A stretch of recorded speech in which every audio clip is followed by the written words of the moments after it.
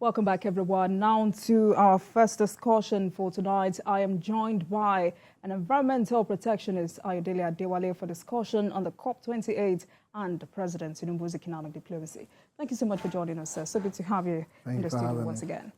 Right. Thank you for having me. So, COP28 is considered an opportunity for countries to better rein in climate change. How critical is Nigeria's participation at that event? It's very critical because Nigeria is a big nation. And aside from that, Nigeria is an oil-rich nation. And globally, it has been said that the hydrocarbon are main source of polluting the environment in terms of carbon emission and all of that. In terms of population, Nigeria is the biggest populous black country all over the world. So it means that whatever adverse effect that climate change brings to this country, a lot of people will be affected. And as such, we should be on the table to also negotiate our own interests and see on how we can adapt to all of these climatic changes. And of course, hinge toward new technologies that would bring in sustainable green energy for our people. Thank God that a lot of our people in the remote areas have started exchanging firewood for gas. And of course, you know that firewood is derived from trees. And the more they intend to sustain their livelihood, the more trees will be cut down. And when you cut down these trees also, you reduce the amount of oxygen that goes into the atmosphere. And of course, a lot of wildlife animals will also be displaced, which again can lead to their extinction. And we've also seen sea rise that have taken a lot of areas in Nigeria, especially in Lagos State. Thank God for the ingenuity of President Bola Tinubu when he was governor, to have attracted some investors to turn that part of Victoria Island into a Atlantic city that have pushed back the ocean, and Lagos have gained more lands. If you look at the eastern part of Nigeria, you see a lot of gully erosion happening over there, especially in Anambra State. They've lost a lot of land. If you go to Akwa Ibom State also, you see gully erosion. If you go to the northern part of Nigeria, the Sahara is also encroaching, and weather patterns are changing. And all of these things, need for our country to be at that summit and, of course, work in tandem with global trends. Right. For betterment. Right. So you've been attending the climate summits over the years. How will you rate this year's participation compared to others for Nigeria? Well, to be very candid, this year's participation is far, far, far, far better than many that I have attended. At some point, I've had the opportunity or the cause to sit down as a representative of Nigeria at the General Assembly. You go there, you see Nigerians sit very empty. And I'm sure Ambassador Igali is still alive. When we went to Copenhagen, he was the ambassador to Denmark and some Scandinavian countries. It was very wonderful in receiving Nigerians that came for that event. But one thing I noticed there is that the participation of state actors at that particular event was not encouraging. A lot of senators were coming to the conference, 3 days to the end of the conference. You wouldn't see them around, and that space was very open. Even when I went to Warsaw in Poland, something similar happened. And when I also attended the conference at Mexico City, and of course in Cancun, that was even better. The Lagos State contingent, I think it was led by Mr. Barrister Banire, when he was Commissioner for Environment, was much better and all of that. And when we also went to Durban, for that same conference in South Africa, the participation was dwindling, but Lagos State, of course, played a central role. So seeing President Tinubu attend the conference back to back, you understand. If you go check your record, I think that this is the only Nigerian president that have done that in all of the history of the United Nations Conference on Climate Change. Right. So, but how will you say Nigeria is able to align its climate policy with the theme of this summit? The president policy, this administration policy on going gas, it's a very novel idea. The CNG project and all of that, they've put a lot of funds into it, a lot of seriousness and energy into it. By the time it comes upstream and become very trendy in Nigeria, it means that the emittance of carbon would have been reduced very, very greatly. And I think that will also win carbon credit for the Nigerian state. And with the renewable energy using solar system and all of that, that the Bola Ahmed Tinubu administration has keyed into, and more sustainable energy technology that they are working on. And I saw when they started talking to Siemens. I remember when we were in Mexico about 10 years ago, and I was discussing with top leaders of Siemens, and we're discussing about batteries, you understand, solar batteries and all of that. Siemens did say at their presentation that it's going to take them about 6 to 7 years to come up with batteries that can last longer. Now it's 10 years after. A lot of gains have happened. Nigeria have open discussion with Siemens and other multinational companies, especially in the UAE, that can help a lot of their needs. I think the administration should be given a commendable applause for that. Sitting with people that are very serious on this matter and opening the opportunities, removing the gridlocks, you know, that inhibit a lot of this project from coming upstream, giving incentives to companies to come on. This again will create jobs and of course create revenue for the country. And I was very happy to see him discuss with King Charles. Remember that when he was Prince Charles, he was also heading a lot of NGOs that work on green sustainability of the environment and all of that. King Charles was very keen at that discussion. And I think that would also help to protect a lot of our forests in Nigeria.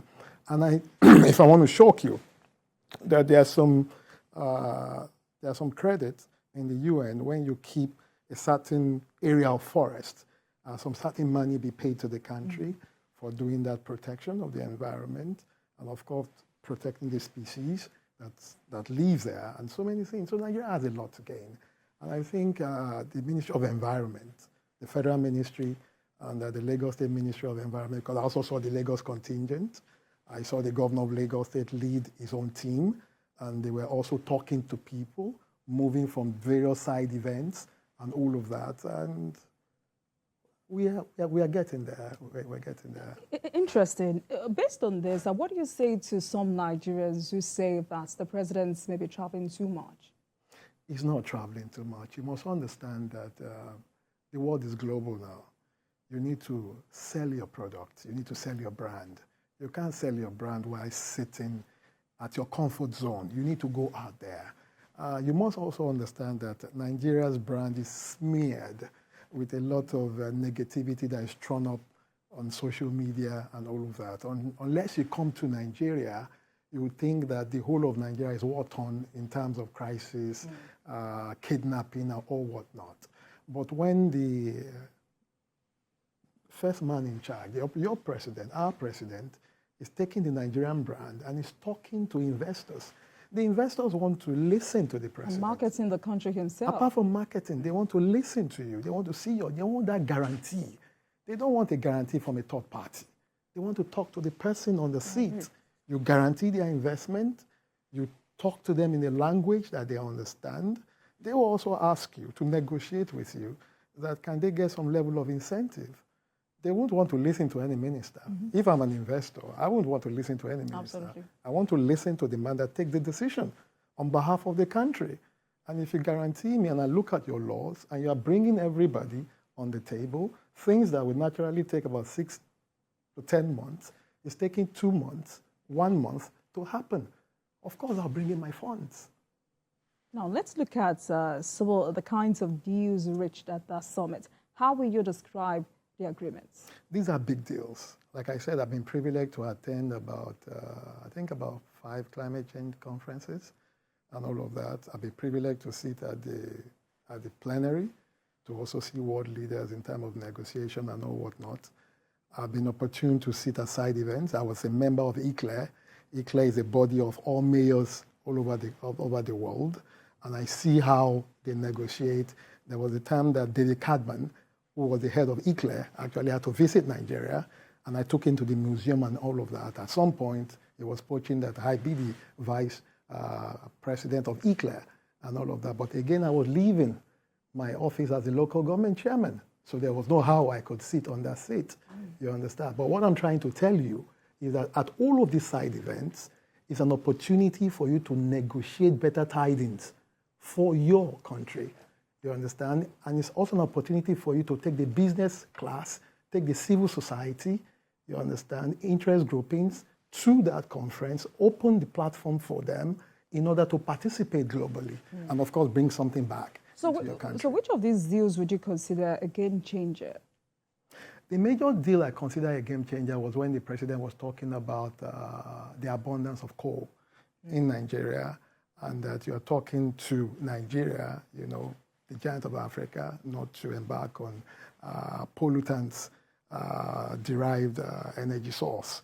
And the big countries that are saying this, like China and the rest, are still working on that. And the president is saying that, look, if you want us to abandon this, you must also open the gateway in order for us to also, you know, benefit for something matters. You have to negotiate from your strong point. So you can imagine if Nigeria decided to open all the coal fields at Enugu in order to produce energy. I can tell you that America and Europe and all of these people will come very quickly to the table because they know what that means to their ongoing negotiation and the environment generally. So what exactly do you think Nigeria stands to gain from these events moving forward? Nigeria stands to gain a lot. Remember that our population is our strength. Aside from the negotiation that happens on at that forum, it also creates an opportunity for Nigerians representatives to gain more knowledge about contemporary matters and development, as the case is, to also go out there, you know, to introduce what they have. For instance, methane. You know, you can harvest methane from your sewer. You can harvest methane. There was a time when Mr. Oresoya was heading Loma, you understand? They were already harvesting methane at Olushosun dump site, right? These are opportunities that are prevalent. You also have companies that are very strong in waste management, waste to wealth, waste to energy. You understand the technology and the knowledge is not very abundant in Nigeria, but when you go to that forum, you also show the knowledge you have in exchange for that. And I know a lot of Nigerians already are harvesting methane from their sewer, and they are powering their energy source in their homes, and they're also firing their cooking gas and all of these things. So these are opportunities that the president also have opened for Nigerians in order to take advantage and leverage on. Right. So I know you know that the number of participants at the COP28 summit raised so much controversy. We had different numbers flying here and there. What's your response to the delegation size issue? Ordinarily, people will think that I will not dabble into that. But again, I will dabble into that. Our population, like I said, is our strength. 400 number, yes, it looks big. But if you look at the number of side events that happens at that forum, the side event, if I'm not wrong, should be over 300. Now, if you align your number and break them into teams and groups to attend those side events, to market Nigeria, to gain knowledge, right, and to exchange ideas and firm up systems, I can assure you that that 400 number is not enough. Because from that 400 number, you're going to have civil society representatives, you're going to have youth representatives, you're going to have business class representatives, you have the government representative. I was invited, I registered, right? I was among the very few that was given 2 weeks visa to attend that program. But I couldn't attend because my father had to attend to his health. You understand? He has been in coma for over 37 days. He just come back and there must be somebody at home to take care of him.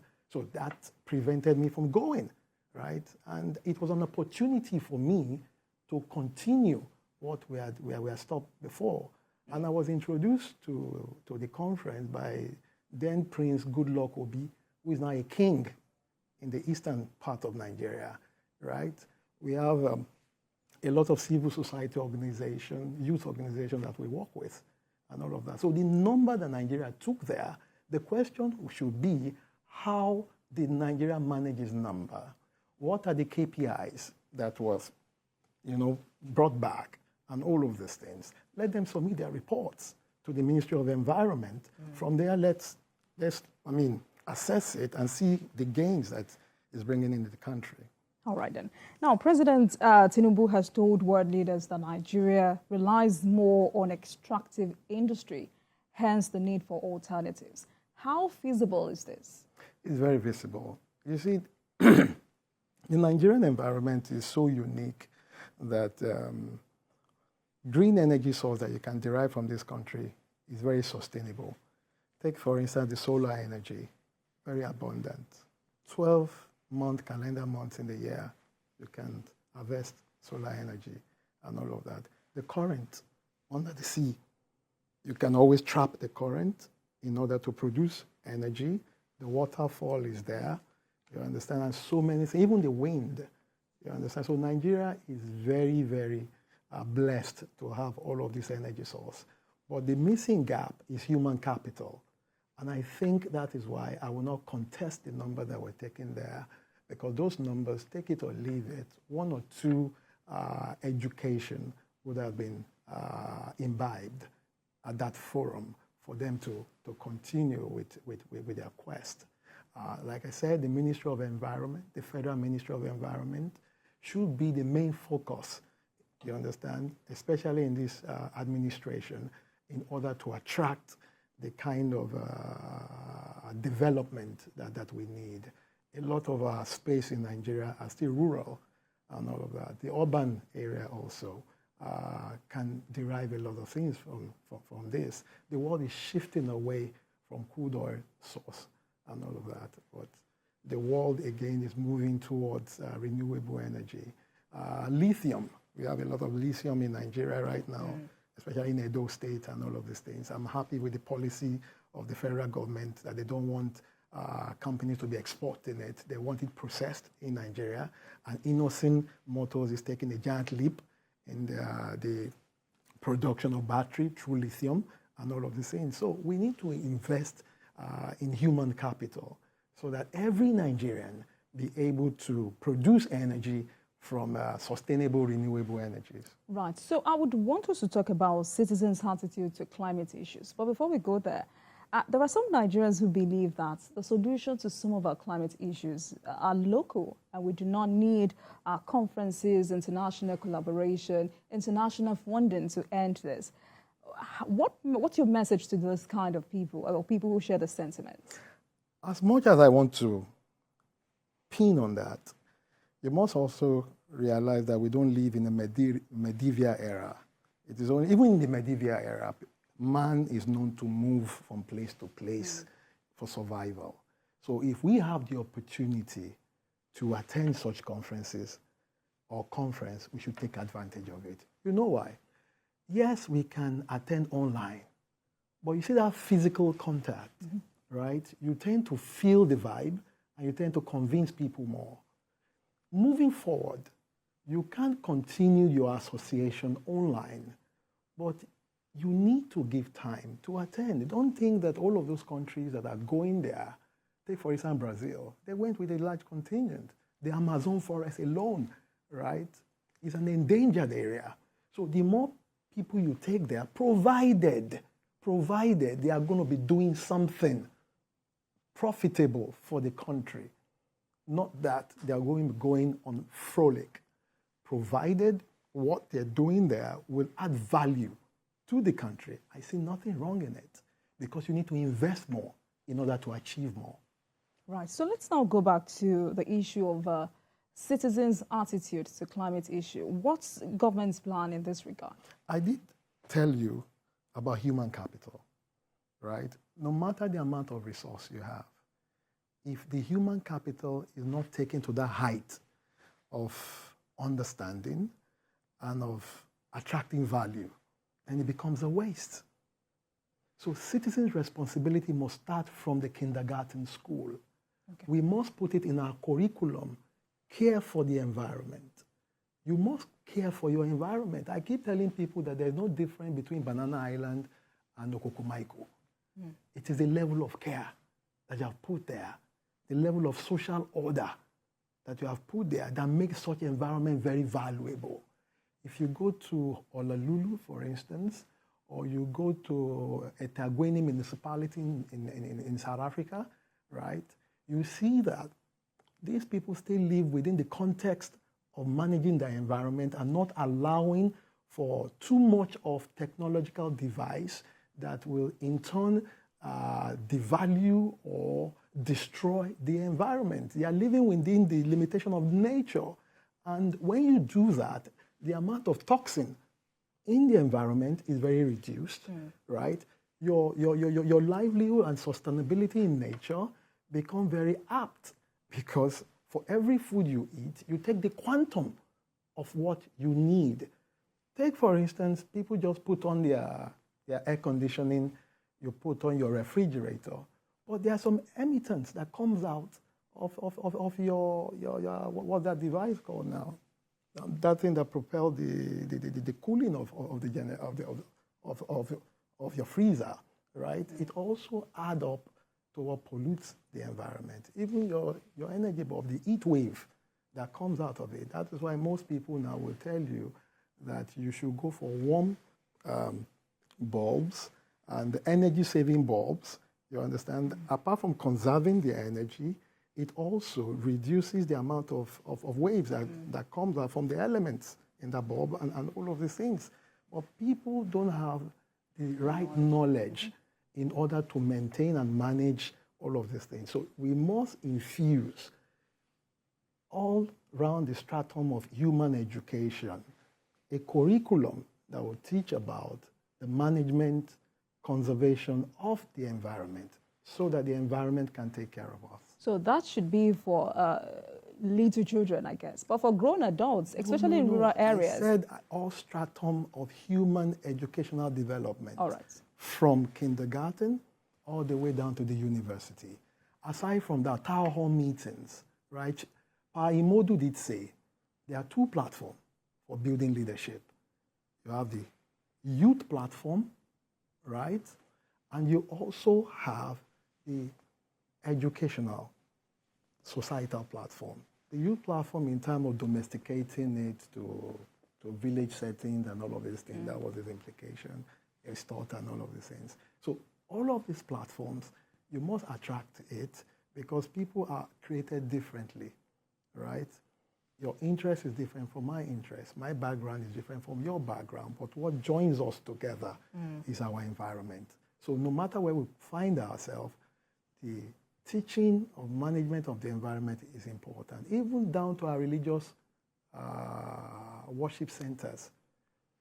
They must give time to talk about care for the environment, because if you don't do that, then we'll all be facing the danger of extinction. Right. So talk to us about how the president's trip to the climate summit aligned with economic diplomacy of his administration. What do you mean by economic diplomacy? All of what the president has been doing since he assumed office, and I mean, he's traveled to some countries, and in his foremost desire to bring in investors to the country. One of the major things that the president sells around all over the world that I've listened and watched is that he wants to go gas, right? If you're going gas, automatically that's a clean form of energy, right? So it means that you are reducing carbon emission in your environment. Now, when the war in Ukraine started, Russia threatened to cut the gas to Europe. You know what that means? It means that the whole of Europe might just, be switched off. But Nigeria took that advantage, especially during the Buhari era. They speed up the project on the pipeline from Nigeria all the way through Morocco to Europe, right? And the Tinubu administration are doing same.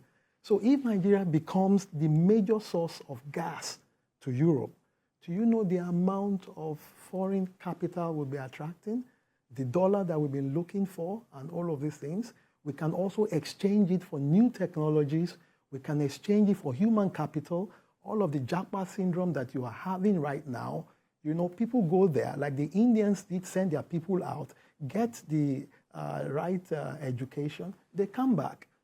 Pre-independence and post-independence, a lot of Nigerian students were either going to Europe or they were going to Russia, right? After studying, what happens? They come back home to develop our space.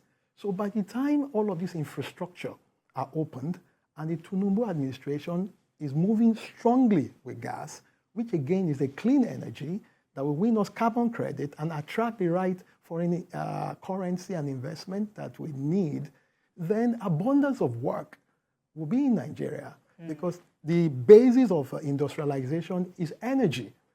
Once the energy is there, most of these companies that have gone out there, left Nigeria, we have to come back because the market is here. Whatever we produce, we have the population to consume it. Whatever we produce again, if every Nigerian, take for instance, if half of Nigerian population go into production, so you know what will be taken out there like the Chinese? We'll also be exporting human capital in order to get more knowledge and, of course, do more out there and bring back foreign capital to develop our space. So it's a win-win situation.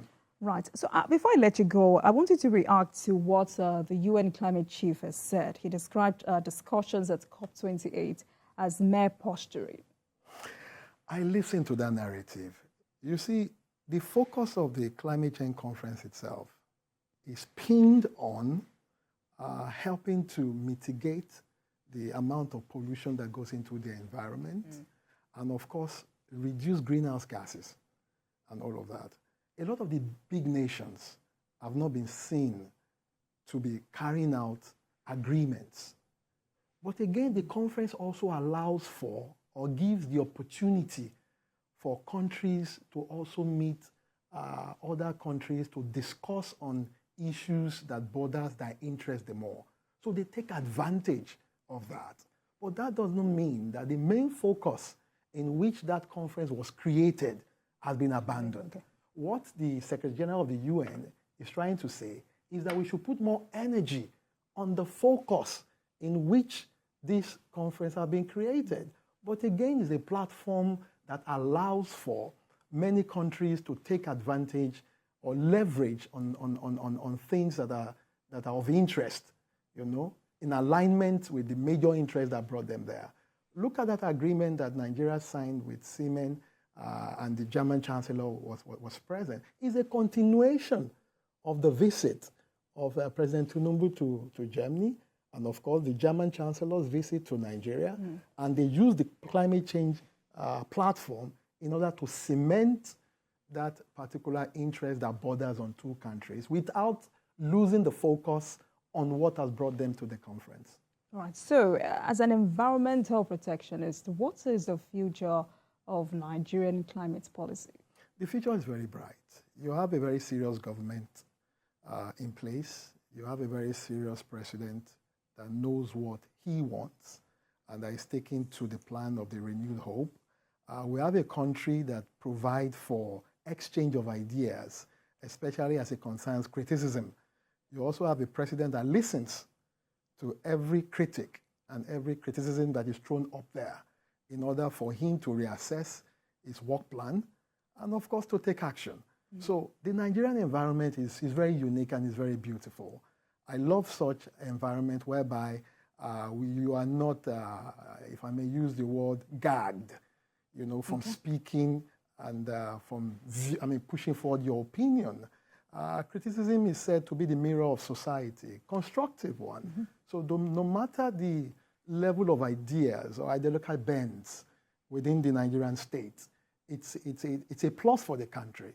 But what people should also understand, within the context of free speech, free thinking, you must also understand that you don't have to veer off in order to set the country aflame. Fantastic. Thank you so much, Mr. Adewale. It's always a pleasure having you on Politics Tonight. Mr. Adewale is an environmental protectionist. He joins us tonight for discussion on the COP28 and President Tinubu's economic diplomacy. Thank you so much for coming. Thank you.